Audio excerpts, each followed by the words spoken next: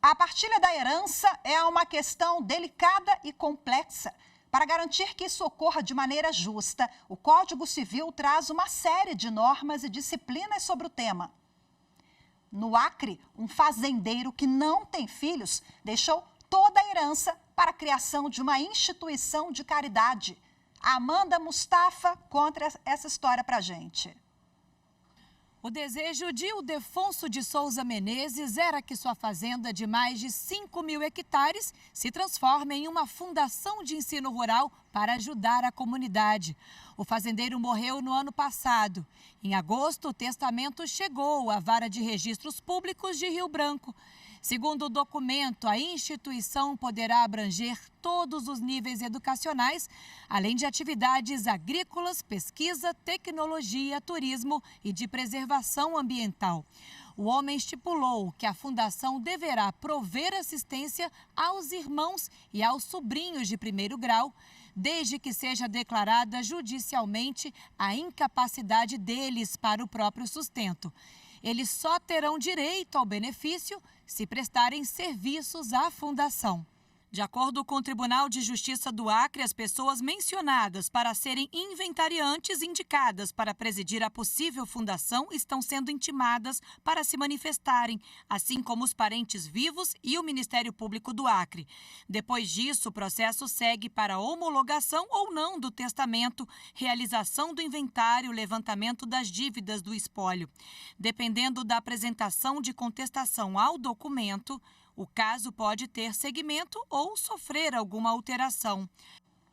Bom, agora para explicar esse assunto para a gente, eu converso ao vivo de forma remota com o advogado Marcelo Batista, que é especialista em direito sucessório. Boa tarde, seja bem-vindo. Muito obrigada pela sua participação.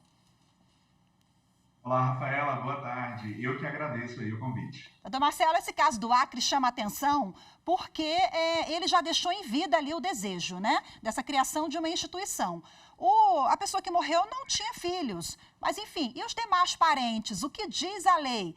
Nesse caso concreto, ele basta escrever ali de próprio punho o que ele deseja ou a legislação dita um rito que deve ser seguido? Perfeito, Rafaela. Todo testamento ele é um documento e precisa seguir todas as normas ali previstas no ordenamento jurídico. Existem várias modalidades de testamento, mas todas elas têm a sua formalidade. No caso em análise, como essa pessoa que deixou o testamento, ela não tinha nem filhos e também não tinha nenhum herdeiro necessário, consequentemente, ele poderia dispor da totalidade da sua herança para quem ele assim desejasse, inclusive ali para a criação da fundação. Então, se esse testamento seguir os requisitos ali legais, formais para ser elaborado, com certeza ele será validado e, consequentemente, ali, né, essa fundação aí será criada. O que é herdeiro necessário, doutor Marcelo? Olha, os herdeiros necessários são aquelas pessoas que a lei determina que se deixe uma cota parte da herança. Então, são todos os descendentes, que são filhos, netos, bisnetos, todos os ascendentes, pai, avô, bisavô, cônjuge e companheiro. Então, todas as vezes que eu tenho qualquer herdeiro necessário, eu tenho que dispor de uma quantidade mínima ali para eles. E o restante é livre para dispor, como você bem entender. Qual que é a quantidade mínima e a livre para dispor com o que você bem entender, doutor? A lei fala que a deixa testamentária, quando eu tenho herdeiros necessários, é de no mínimo 50%. Então, caso ele tivesse algum herdeiro necessário, ele poderia até dispor dos outros 50%, claro que afastado também, né, a ameação em caso de cônjuge, mas tirando a ameação, os 50% ali que sobra, a pessoa pode dispor livremente. Agora, não tenho filhos, mas eu quero abrir uma instituição, deixar a minha herança, enfim, para outras questões. Eu sou obrigada a deixar para os filhos mesmo assim? Ou tem alguns casos em que a lei permite, em que o pai e a mãe deserde aquele filho? São casos excepcionais, né? Lembrei aqui do caso Suzane von Richthofen. Exatamente. No caso, existem dois institutos que podem afastar os herdeiros necessários ali do recebimento de uma herança. Seria o caso da indignidade, que foi o que aconteceu com a Susana von Richthofen, ou seja, que após a abertura da sucessão foi verificado um caso de indignidade, e tem também a deserdação. A deserdação ela é feita em vida, então o pai pode fazer a deserdação, só que depois ela tem que ser validada judicialmente. Então são casos muito específicos que a lei coloca. Agora, se o pai ou a mãe morre, enfim, essa partilha deve ser feita de forma igualitária para todos os filhos? Mesmo filhos adotivos? Hoje não tem mais isso, né, doutor Marcelo? Né? Até essa nomenclatura hoje já é filho e acabou.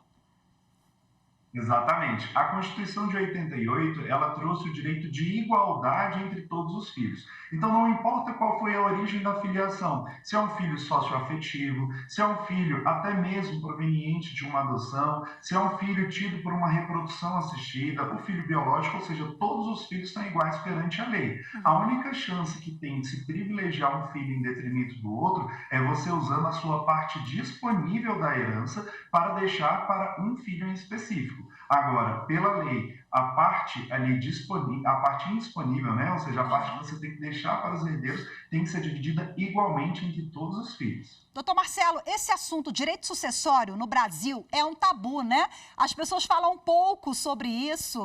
E aí depois dá uma dor de cabeça danada quando a família não se entende. Mas quem fala sobre isso em vida e debate ali, discute o que vai ser feito, eu acho que fica bem mais tranquilo para todas as partes. E essa antecipação de herança é possível ser feita também, e aí com divisões até diferentes entre cada um, isso é possível?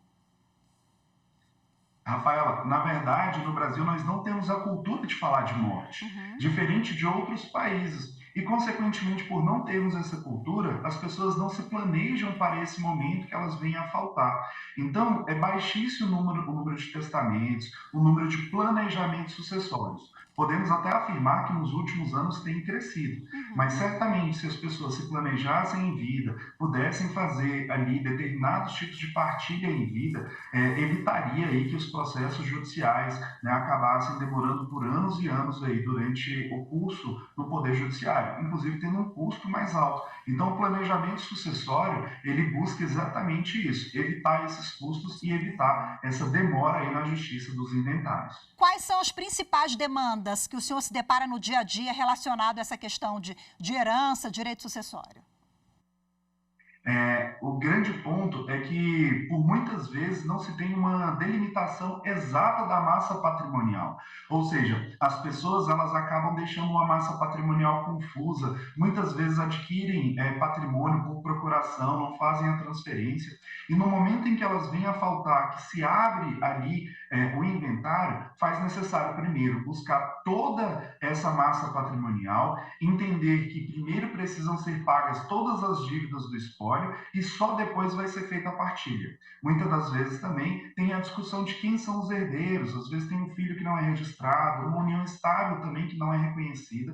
Então, todos esses fatores juntos acabam acarretando que muitas das vezes o inventário pode durar 2, 5, 10, 20 anos, como nós temos alguns exemplos. Mas o grande problema é a massa patrimonial mal definida e também a documentação, às vezes a pessoa não busca ali em vida resolver essas demandas e quando da sua falta, aí sim os herdeiros são obrigados a fazer todos esses reconhecimentos e buscarem aí o apoio do judiciário para fazer essa partilha. Olha aí a dor de cabeça, então fica a dica, né? Conversem, procurem um advogado para resolver tudo em vida, é muito mais fácil. Muito obrigada, viu, doutor Marcelo Batista? Boa tarde para o senhor. Muito obrigado pelo convite, sempre às ordens, um grande abraço.